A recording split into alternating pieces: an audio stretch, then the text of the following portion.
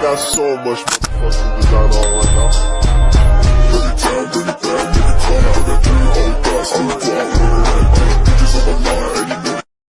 Indonesia memiliki potensi yang sangat besar untuk mengembangkan keuangan syariah.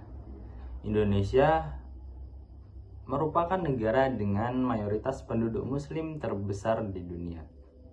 Bahkan banyak yang meyakini bahwa Indonesia bisa menjadi salah satu pusat keuangan syariah dunia. Namun dengan potensi yang begitu besar, masyarakat Indonesia belum benar-benar memahami mengenai keuangan syariah, dan bahkan mereka belum menjadikan keuangan syariah ini sebagai pilihan utamanya dalam menggunakan layanan keuangan. Assalamualaikum warahmatullahi wabarakatuh. Perkenalkan, saya Rizky yang akan menemani Anda dalam beberapa menit ke depan. Pada kesempatan kali ini, saya ingin menyampaikan opini saya mengenai keuangan syariah sebagai pilar ekonomi masa depan. Sebelum kita lanjut, alangkah baiknya kita juga perlu mengetahui apa itu keuangan syariah. Nah, secara sederhana, keuangan syariah ini merupakan sistem keuangan yang berdasarkan oleh prinsip-prinsip Islam. Keuangan syariah ini bukan hanya sekedar mencari keuntungan, namun mereka juga memikirkan kemaslahatan umat. Nah, di dalam keuangan syariah ini terdapat beberapa prinsip, seperti prinsip keadilan, kejujuran, transparansi, dan juga tanggung jawab.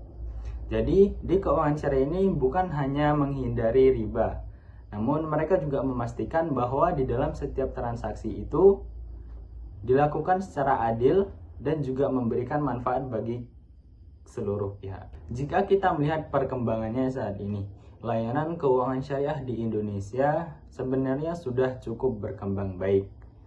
Berbagai layanan keuangan syariah juga sudah mulai banyak ditemukan, seperti bank syariah, investasi syariah, asuransi syariah, hingga layanan digital yang berbasis syariah.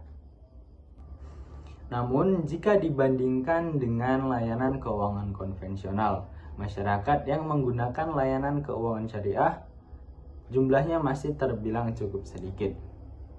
Berdasarkan data dari Otoritas Jasa Keuangan, literasi keuangan syariah di masyarakat itu hanya sekitar 39%, yang berarti banyak masyarakat kita yang belum benar-benar memahami apa itu keuangan syariah, apa saja manfaatnya, dan bagaimana cara kerja sistemnya.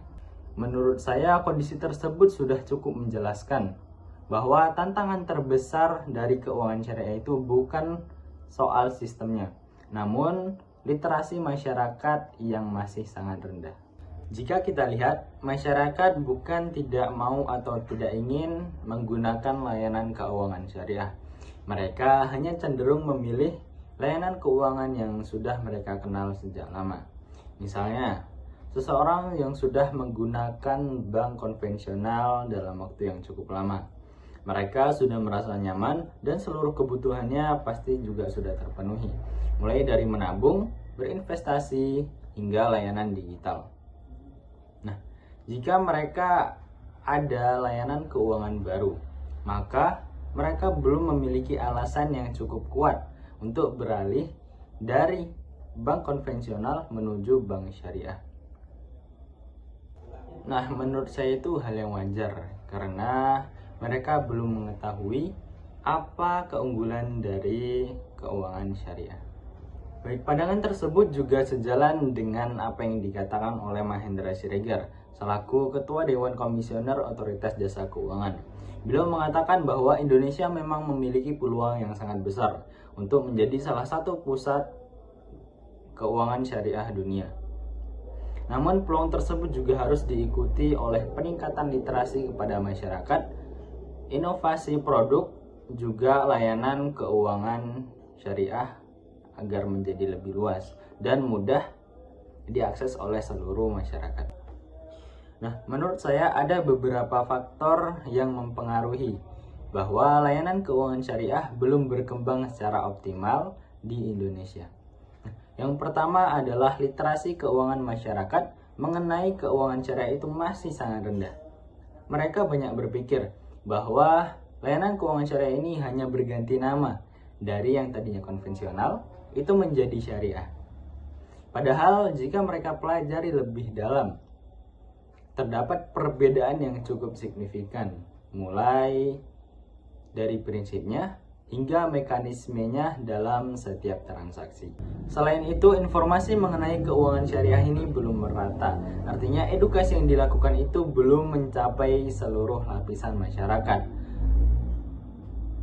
Maka dari itu sebagian pemahaman dari masyarakat itu hanya berdasarkan oleh cerita-cerita orang yang belum tentu benar adanya.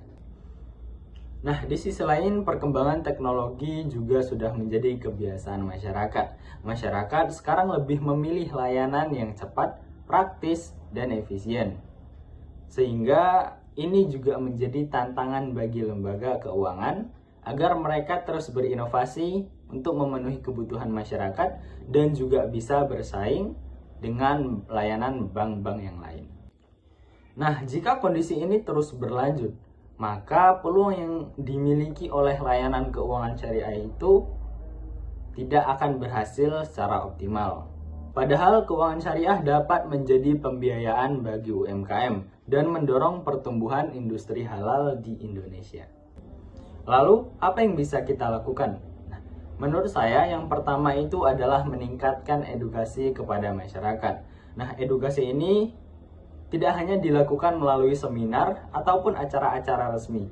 Seminar ini bisa dilakukan melalui sosial media, podcast, video-video pendek, maupun platform yang mudah dijangkau oleh seluruh lapisan masyarakat. Selain itu, generasi muda juga memiliki peran yang sangat penting. Kita bisa mulai mencari informasi yang benar dan memahami konsepnya. Lalu kita bagikan pemahaman tersebut kepada masyarakat yang berada di sekitar kita. Dengan itu, kita bisa meningkatkan kesadaran masyarakat mengenai layanan keuangan syariah. Baik, sebelum saya akhiri, saya ingin menyampaikan satu hal. Kadang kita terlalu cepat menilai sesuatu, bahkan sebelum kita benar-benar mengenalnya. Mungkin hal yang sama terjadi pada keuangan syariah. Semoga pembahasan kali ini dapat menjadi langkah awal bagi kita untuk lebih mengenal keuangan syariah dan membuka sudut pandang yang berbeda. Saya Rizky, pamit undur diri. Wassalamualaikum warahmatullahi wabarakatuh.